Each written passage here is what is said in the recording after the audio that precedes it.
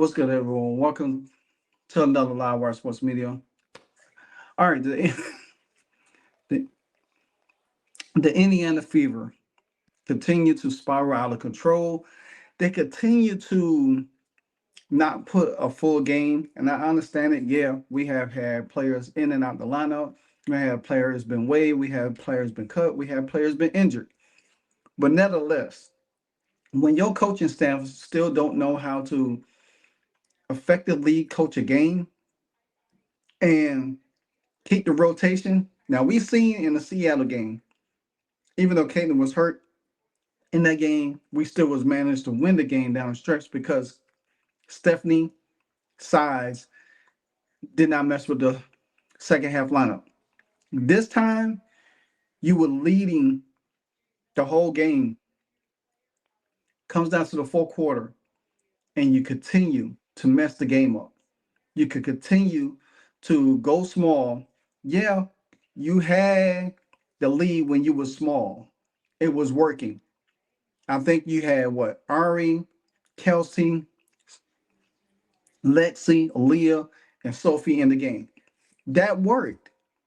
But down the stretch, when the Sparks put their bigs in, that's when you should have put Howard in with Aaliyah. You could have did some things differently. You could have had whatever the case might be. But these in-game adjustments is so bad. I don't even care if Caitlin Clark was 100%. It cannot fix the travesty that this team is. And I hate to be the one to bring the news to you, but this team is not a playoff team. This team is not a contender. This team is not a championship team. This team is just a team trying to figure its way out.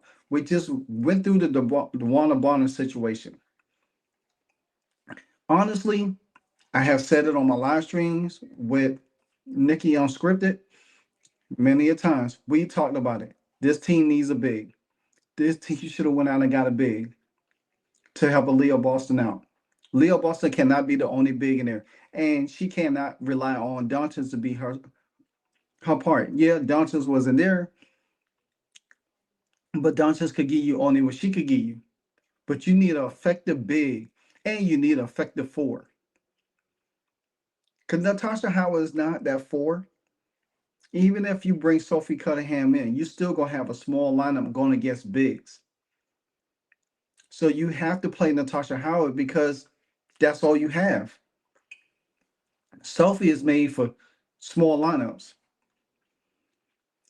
This team does not adjust well. This team continues to play hero ball. Even though Kelsey Mitchell had the hot hand and she made some great stuff and she, put the team on her back, but guess what? She still be hogging the ball. She still be playing hero ball. When you on a fast break,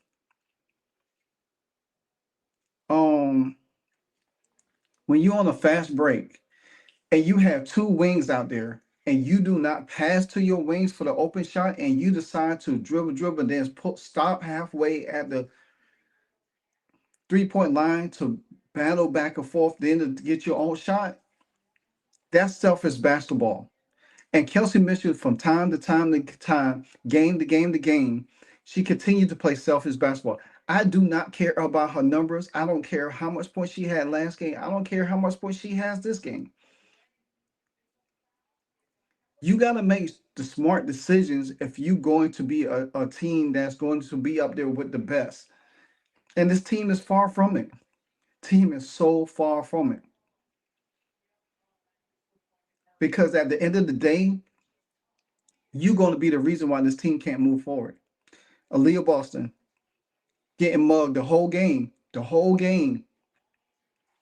and she can't get no fouls. These referees don't call nothing. They have its agenda against the Indiana Fever when it comes down to referees. I said it in the last video. Kathy Engelberg has licensed these referees to do this to the Indiana Fever, to not get them calls. They got some calls. In the first half, I was about to say, hey, guess what? Caitlin, they're playing now, they're getting all the calls. But guess what? Down the stretch, because you know why? Anytime the Indiana Fever have a lead, And it gets down in the fourth quarter, ticky-tack fouls. Kelsey Plum, get to the line. Asia Wilson got to the line, took the win out the team. This team shot 36% from the field, despite the points by Kelsey Mitchell. They were 7 for 28 from three, 25%. Free throws, unbelievably, it was 22 for 28, 70 what, 8%? Rebounds, they got out rebounded by 3. Assists, they got rebound out assists by 6. Steals, they had 14 steals, 11 of that came in the first half. And then you have blocks, 2-1. Fast break points, no turnovers, we had 15 to their 19. Points over turnovers, we had 16, they had 17. Fast break points, 18-4. That was the only highlight. Now, this is where it's going to get tricky. Points in the paint, they had 42. I'm sure we had more points in the paint than them in the first half, but guess what? That last few minutes of the fourth quarter bumped them up. Ezra Ray Stevens, 6'6", getting in there, getting it done. You could have just put body on her, got her off her rhythm or whatever the case might be. And that's why I keep saying to you every time when I talk to y'all, we don't play team ball. We play team ball when it's convenient, but when it's not convenient and everybody's saying that they want to pad their stats, that's when they start jacking up shots. And Stephanie White is not holding these players accountable because either she don't want to say nothing. Now, one thing about Chrissy Sides last year, guess what she did? In the second half, she allowed Caitlin to play the game. But the players knew their role. These players on these teams don't know their role. And I'm not. Sophie could have blocked, but she could have boxed out. But at the end of the day, you doing all you could do. Lexi crashing the board. Lexi Hall crashing the board. Almost probably had another double-double this game. Probably had a double-double this game. Lexi Hall, 6 points, 9 boards. She almost had another double-double. Sophie Cunningham, 10 points. Ari McDonald, first game back, 14 points in the game. Kelsey Mitchell, 20 points. 7 for 16 from the field. Aaliyah Boston, double-double. Natasha Howard, 13 points in 26 minutes. Sid Coasty only played 17. Then you only give Bree Turner 4 minutes, Tips in 5 minutes. What's the purpose of bringing them in the game if you're not really going to allow them to play and be effective? And I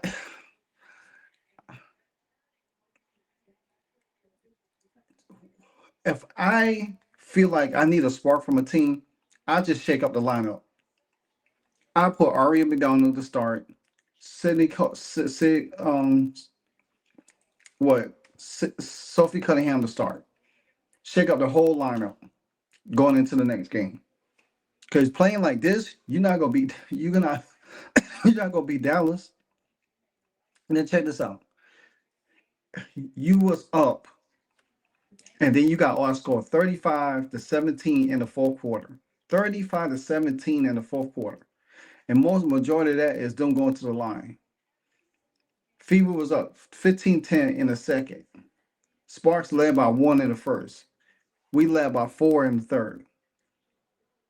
And then doing nothing after that. Gave up a big lead again. Then you got scored. You took LA went on an 8-3 run to take the lead, 67-66. With 4 minutes left. With 4 minutes left, they was down 1. Guess what the Indiana Fever went and do? The Indiana Fever went on hero ball. They went on hero ball, jacking up shots, doing all of this crazy stuff here and there, trying to get back into the game instead of stick what got you the lead and what took you to get the lead by playing defense, getting the loose balls, getting easy buckets. This team is never going to win as a complete team because they don't know how to win. Outside of Caitlin Clark and probably Lexi Hall and Sophie Cunningham, everybody seems like they out for themselves. That's what it is, to be honest with you. Everybody on this team seems like they out for themselves. They had a building atmosphere. And I said this, and I put it on X too. I said it. Every time Caitlin Clark get an injury, Kelsey Mitchell seems like she has to take it over. I don't care if she's the veteran on the team. Veterans have to lead differently. That does not give you a license or green light to say, oh, well, I'm going to take over the team. Caitlin's not here. You can't play like that. You got to play in the structure of your team. Throwing shots up, missing easy buckets. Leah Boston get pushed in the back on a fast break and no foul call. None.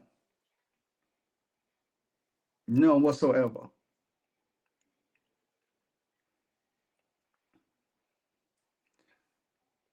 Fever in the third, Sparks with 50, Fever 58.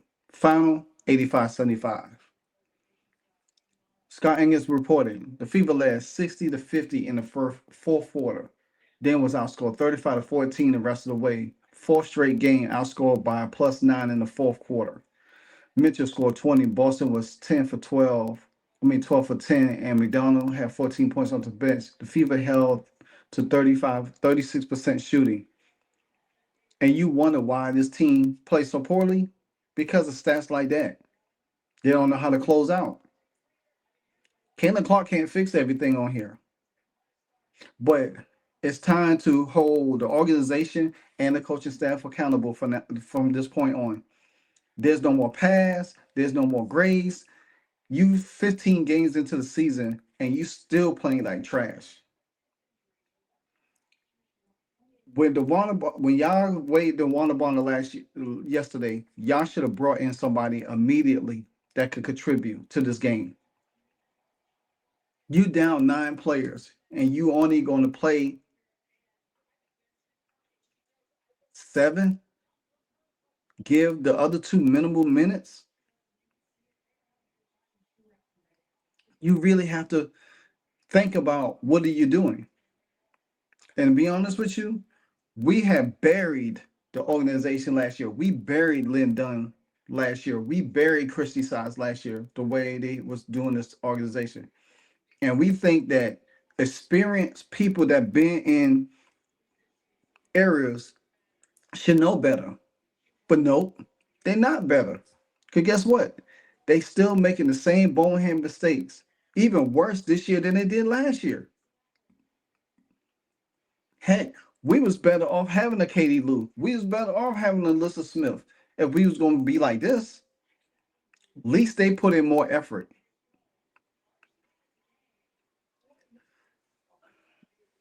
It's going to be very interesting to see what Stephanie White has to say about this game. Because to me, this falls on her. I said it before and I said it again. She could be one and done in Indy after this season. Especially if this team does not make the playoff. If Caitlin Clark gets injured and miss the rest of the season, this team don't make the playoffs, or this team does not make the playoff with Caitlin Clark playing, Stephanie White is one and done. She's going to be one and done. Trust me. So, like, comment, subscribe. Let me know what you think. Until the next episode, Live Wire Sports. Peace. Hey, so amazing. You see how they playing? Live Wire, it's all about sports and entertainment. You don't want to miss it, so official like you never seen. Keep it going till the whistle blowing from the referee.